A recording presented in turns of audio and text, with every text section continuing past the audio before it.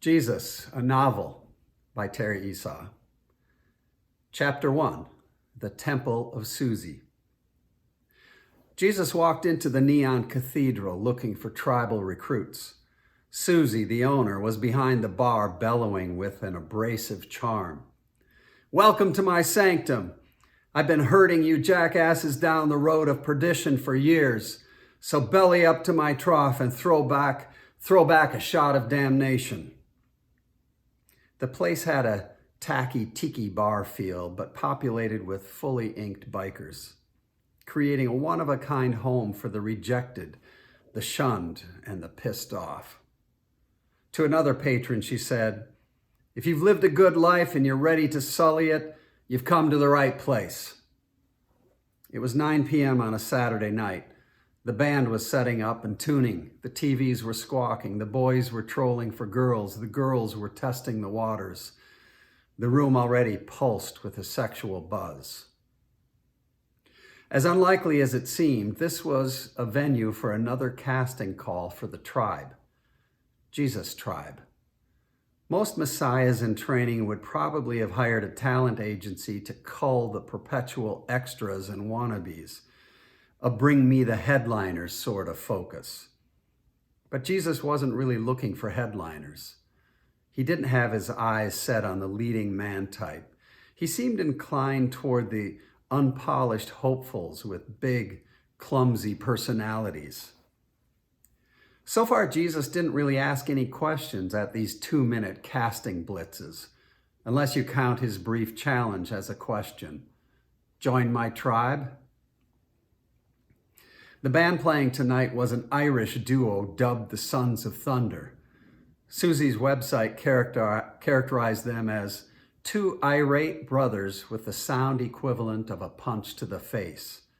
Celtic metal. Piqued my curiosity. When I walked in and saw Jesus, it was a bonus, a twofer.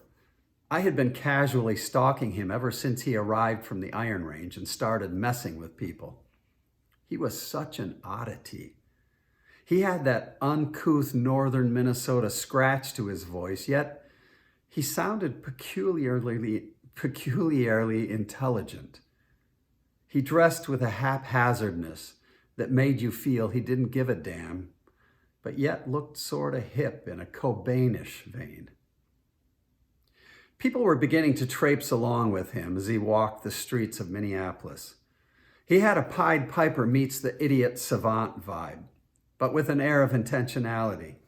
It seemed most of his tag-alongs were fairly low-life, not really the Walker Arts Center crowd. I doubt I'll see him or his followers at the Guthrie Theater, although I did hear him quoting Shakespeare. Shakespeare with a northern Minnesota brogue, a bit befuddling. You couldn't really pigeonhole this guy, and he certainly wasn't looking to fit in. Suzy, lovingly referred to by all her patrons as Reverend Suzy or High Priestess Suzy, grabbed a mic and began introducing the band. "Hey, kill it, quiet." She waited, not the kind to waste her breath on distracted ears. "You're gonna love this band, but don't think you'll be able to have a conversation in the bar for the next 2 hours. My friend James and John here are gonna mess with your heads. So instead of talking, drink.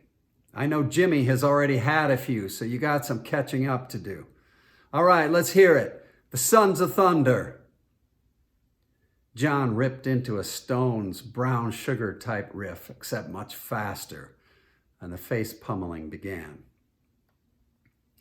Jesus slid onto a bar stool and ordered a Northeast, a local brew. He was scanning the crowd, but not with a lot of purpose. Most of his tag-alongs had left him. He was watching the band, almost analyzing them. It made me start listening to the words as much as I could pick them out. I wondered what he was hearing, thinking. The song's hook was "face first in love" and seemed to be talking about how love tends to trip us and enjoy watching us fall.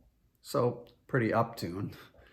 Although it did have an understated optimism that made you feel like even though she's going to take you out, love is still worth the fall. Maybe they weren't as angry as they wanted us to think. It was somewhere in the middle of their third song that Jesus stood up, pushed his way through the crowd, and stepped onto the stage.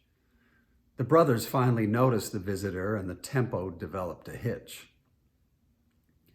Jesus put his left hand on the mic, facing the brothers, not the audience, and held his right hand up as if to say, "Hold up a minute."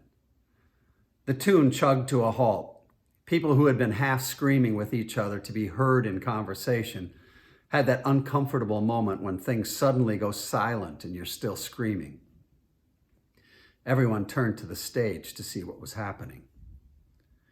Jesus was talking to them, but not into the mic, so it was hard to tell what he was saying. I heard him compliment their song, something about loving their passion. James and John looked confused by the whole thing, but I got the distinct feeling that they had seen him around, that they knew about him. They looked at him as if he held great curiosity for them. Maybe they had been casually stalking him too. Then I heard him say, "You want to join my tribe?" They looked at each other. John nodded a yes. He looked at James, and he nodded too. Jesus motioned his head toward the door, stepped down from the stage, and walking for the door without looking to see if they were following. The brothers hurriedly set down their guitars and matched his exit step for step. Just like that, out the door. Mid-set, leaving all of their equipment there, plugged in.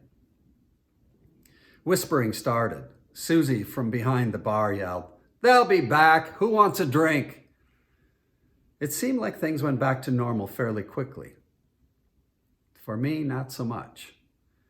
Who was this guy, and what was this tribe, and what was he up to, and why did he pick them, and what were they going to do, and would he want me to be in his tribe, and would I want to be in his tribe? And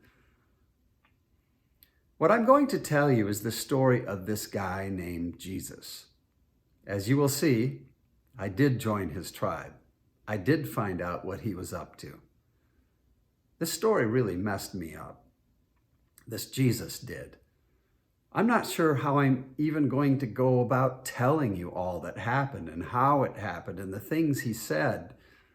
It's all so unorthodox, so unlikely, so unbelievable. But I saw it. I lived it.